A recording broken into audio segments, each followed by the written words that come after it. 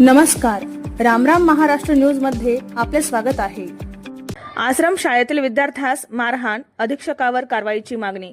पाहुयात आमचे प्रतिनिधी सालय्या कंबलवार यांचा सविस्तर रिपोर्ट। एकात्मिक आदिवासी विकास प्रकल्प भामरागड अंतर्गत शासकीय आश्रम शाळा कोटी येथील इयत्ता 9वीतील विद्यार्थी नरेश मटामी यांच्यावर वसतिगृहाचे अधीक्षक सागर अमनेरकर यांनी अमानुष मारहाण केल्याचा गंभीर प्रकार उघडकीस आला आहे।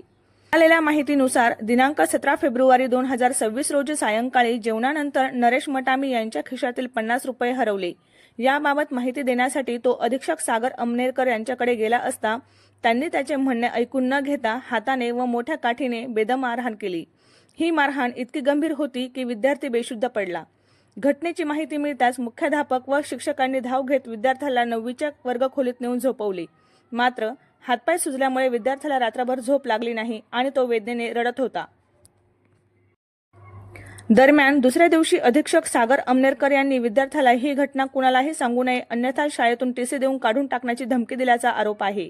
या भीतीमुळे संबंधित विद्यार्थी मागील 2 महिन्यांपासून शाळेत गैरहजर आहे। 10 एप्रिल 2026 रोजी मौजा कोटी येथील आयोजित छत्रपती शिवाजी महाराज महसूल अभियान कार्यक्रमात गडचिरोलीचे अप्पर जिल्हाधिकारी व भामरागडचे तहसीलदार उपस्थित असताना पीडित विद्यार्थ्याच्या पालकांनी हा प्रकार उघडकीस आणला।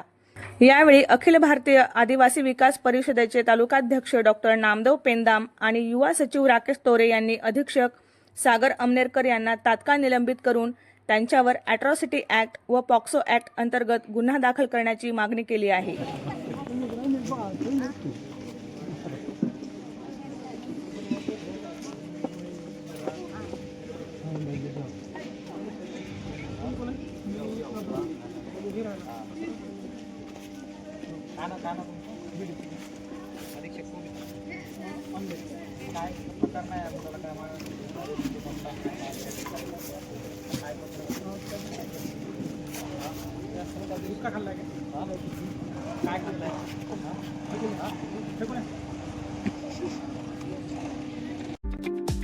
अशाच नवनवीन बातम्या पाहण्यासाठी आमच्या YouTube चॅनलला सबस्क्राइब करा।